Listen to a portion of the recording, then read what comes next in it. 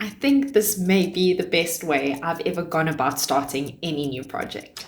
I have a goal of writing a romance novel that will not only get me an agent and a book deal, but I also want to write something that is genuinely good.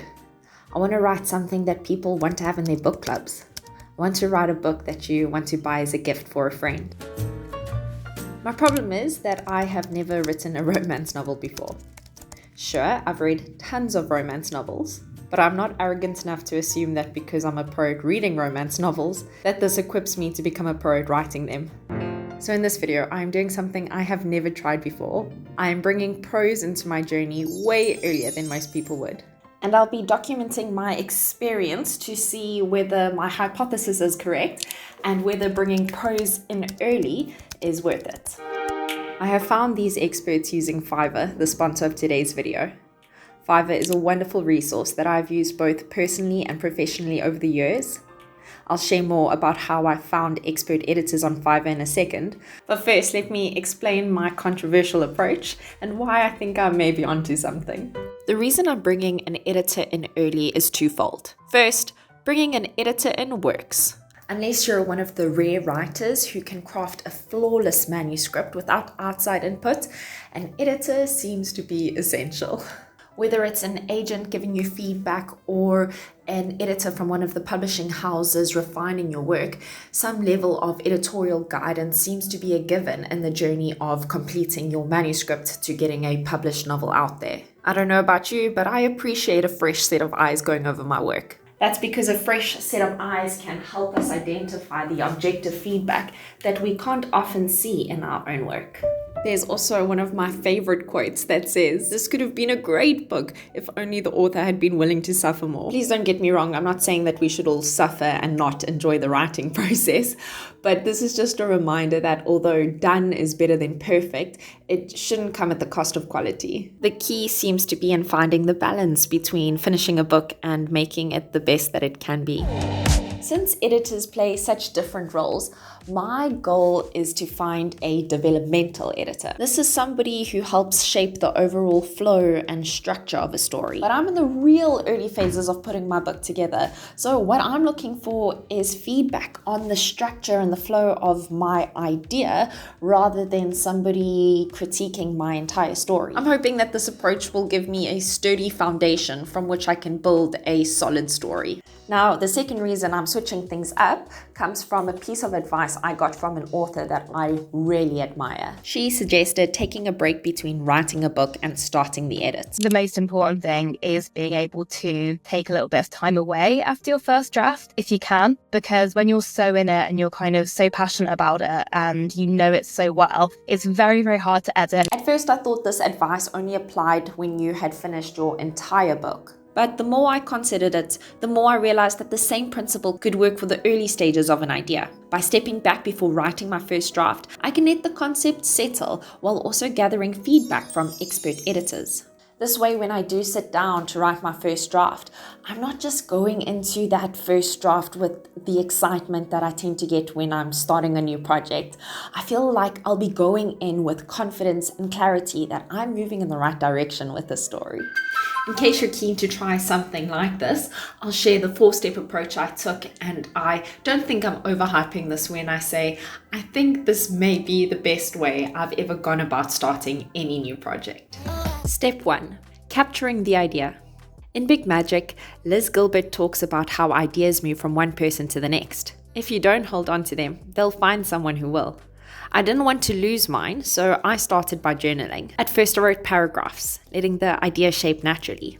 Over time it became scattered sentences. You see, some parts of the story felt vivid, while others were just fragments. I chose not to judge the process. I simply wrote down whatever revealed itself. Step 2, writing without overthinking. Once I had enough material, I faced the blank page and started going about my first draft. For me, by just sitting down and writing, I discover my characters and get an idea of the pacing. I used my journaled ideas as inspiration, and I let the story take shape organically. In the past, I wrote my entire first book this way. I just wrote down anything and everything that came to mind. But this time I made one big change. Instead of plowing through from start to finish, I decided to edit every single chapter before moving on to the next one. Often I would even start reading from the beginning again and edit the chapters accordingly before moving on to something completely fresh and new. Doing this helped me see if the story was flowing well and I'd catch anything that was missing. And by giving myself freedom to revisit earlier chapters, I was also able to add details that could become important later. I followed this process until I hit 10,000 words. At this point, I had a solid grasp of the story, but I also had some questions. So I got to the point where I felt like I needed to talk about my idea, but also ask these questions. And instead of asking a writing buddy or a beta reader to go through such an early draft, I decided to pay an expert to interpret what I had thought of, what I had semi-outlined, and sort of what I had put on the page. Okay, are you ready to come with me? We're gonna pack up, go somewhere nice, and find an editor. I've worked with Donna twice before already and absolutely loved her feedback. So of course I wanted her thoughts on this book as well. But in addition to working with someone who I feel grasps every element of editing, I also wanted to try and work with someone who specializes in developmental edits. When I first came across Cassandra a few months ago when I was scanning Fiverr profiles, I knew that I wanted to reach out to her someday, but previous projects weren't the best fit for us because I didn't need developmental edits. However, this project specifically, I really do need help in the field of developmental editing. So this book and this project feels like the perfect time to connect. So, as I've mentioned, I've decided to work with both Donna and Cassandra, and I sent them both the following 3 things. I sent them a document that had the first 10,000 words that I'd written. The document also included a rough set of bullet points outlining where I thought the story was headed. And finally, I also sent a list of questions about what I had written so far. And this took me to step 4. After sending the ladies my work, I did something I have never done before. I stepped away from my project completely. I'm making a real conscious effort not to think about my book. I've got my feedback back. Wow. All right, I'm about to share everything that I've got from the editors, but before I do, I just want to say that the reason I'm working with 2 editors as opposed to 1 is because Fiverr is sponsoring this video. So if it wasn't for them sponsoring, I could not afford to work with 2, and they've been incredibly kind to also give my audience a 10% off should you guys want to try working with an editor as well. So all you have to do is use the code DREAMIT, and then you can insert that code at checkout, and then you'll get 10% off. So I hope that helps. Now, for the feedback. Okay, so I have mentioned that I've worked with Donna before, and I'm familiar with how she sends feedback. So she will just write notes on the side, and she often leaves me a note at the end with regards to either answering questions I've asked or just general feedback.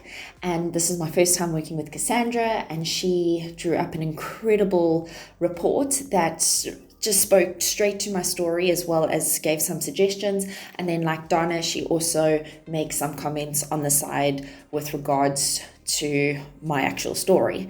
Now, I've been thinking about sharing specific notes from my story, but I don't want to get too specific just in case it's not relevant to you. So I'm just going to share 3 things that have really stood out for me with regards to the edits.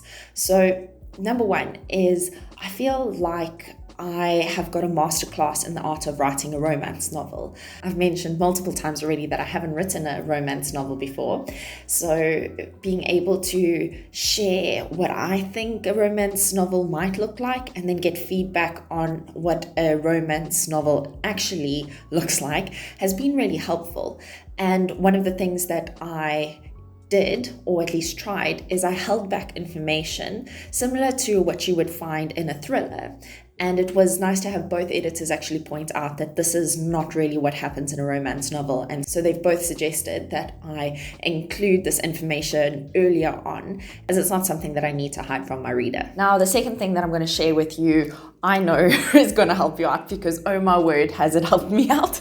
Now, I know that Donna was able to be very specific with this because we've worked on multiple projects together already, and she knows my voice.